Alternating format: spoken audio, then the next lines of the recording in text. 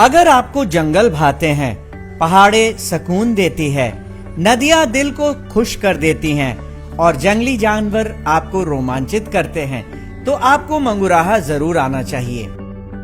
ये बिहार के Valmiki tiger reserve का वन क्षेत्र है। ये जगह पर्यटकों के बीच हरियाली और प्राकृतिक सौंदर्य के कारण भी मशहूर है। इस जगह पर कई तरह के वनस्पति और वन जीव आपको देखने को मिलेंगे। इसके अलावा रास्ते में पंडई नदी पड़ती है, जो भारत और नेपाल की सीमा तय करती है।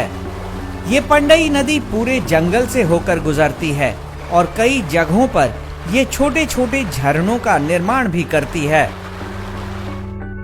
खुले घास के मैदान भी यहाँ की विशेषता है, जिस पर चीतल, सांभर और नील गाय का झुंड इसे एक अलग पहचान देता है। साल और बांस के अलावा सैकड़ों प्रकार के दुर्लभ वृक्ष इसकी सुंदरता को और बढ़ाते हैं। यहाँ औषधीय पौधों की सैकड़ों प्रजातियां हैं। घने जंगल में स्थित ललभितिया पहाड़ से डूबते सूर्य का मनमोहक नजारा यहाँ आने वाले हर उम्र के पर्यटक का मन मोह लेता है। हरे भरे जंगल के बीच लाल मिट्टी के पहाड़ पर चढ़कर सूरज को डूबते देखना किसी रोमांच से कम नहीं होता। यहाँ सूर्यास्त देखने का असली मजा तब आता है जब शाम थोड़ी लंबी और आसमान साफ हो। यहाँ आने वाले पर्यटक पहाड़ से ही जानवरों की आवाजें सुन रोमांचित होते रहते हैं और यहीं से हिमालय का नजारा भी लेते हैं। बिहार के जंगलों में इतनी विविधता है, इतनी प्राकृतिक सुंदरता है कि ऐसा बहुत कम राज्यों में ही देखने को मिलता है। खास करके अगर हम मैदानी इलाकों की बात करें तो एक तरफ यहाँ पर हमारे पास एक टाइगर रिजर्व है, वाल्मीकि नगर का टाइगर रिजर्व, जो कि बेतिया ज़िले में है, पश्चिमी चंपारण जिला जिसे कहते हैं। करीब 900 वर्ग किलोमीटर यानी 90,000 हेक्टेयर में फैला हुआ हमारा ये जंगल है, जहाँ पर 30 से भी ज़्यादा बाघ हैं और इसके अलावा अन्य जंगली जानवर जैसे तेंदुए, वाइल्ड डॉग, जंगली डॉग, तरह तरह की चिड़ियाँ ये सभी पाई जाती हैं।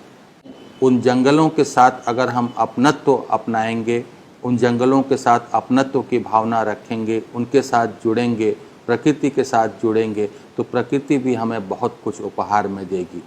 दुनिया जो है वो केवल मानव के लिए नहीं है, इसमें जीव जंतु, पेड़ पौधे, पक्षी, कीट, कीटाणु सबके लिए ये दुनिया है। तो हमें ये कोशिश करनी चाहिए कि इसके जो संसाधन है उसका उपयोग केवल हम नहीं करें, बल्कि उसके संसाधनों का उपयोग हम सबके लिए करने दें और हम उतना ही संसाधन का उपयोग करें कि हमारे आने वाली पीढ़ी के लिए भी ये धरती सुरक्षित रहे। थारूहट का ऐतिहासिक सोफा मंदिर की ख्याति सिर्फ भारत में ही नहीं बल्कि नेपाल में भी फैली है। इसके प्रति लोगों की काफी आस्था है। भगवान शंकर का ये मंदिर पंडई नदी के किनारे पहाड़ पर स्थित है। 6ठी शताब्दी का ये बेहद पुराना मंदिर है।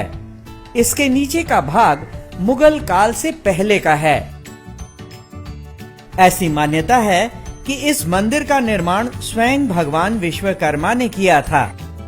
इस मंदिर के अंदर भूमि में सीढ़ी बनी हुई है, जिसे स्वर्ग जाने का मार्ग माना जाता है।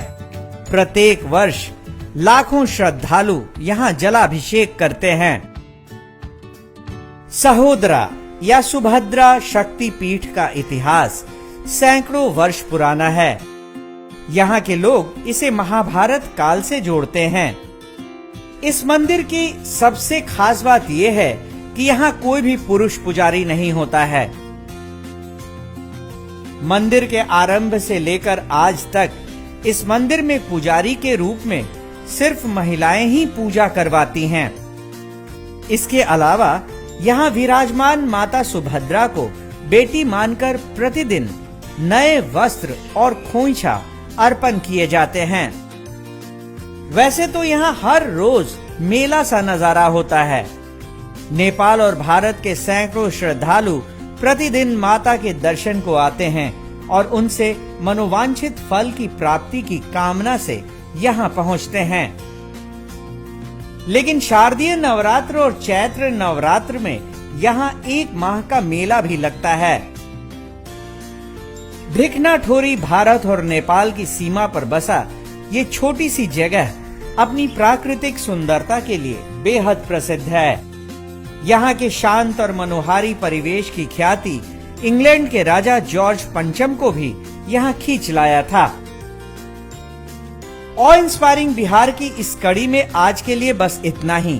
कल फिर मिलेंगे वाल्मीकि टाइगर रिजर्व के एक नए डेस्टिनेशन के साथ। तब तक के लिए नमस्कार।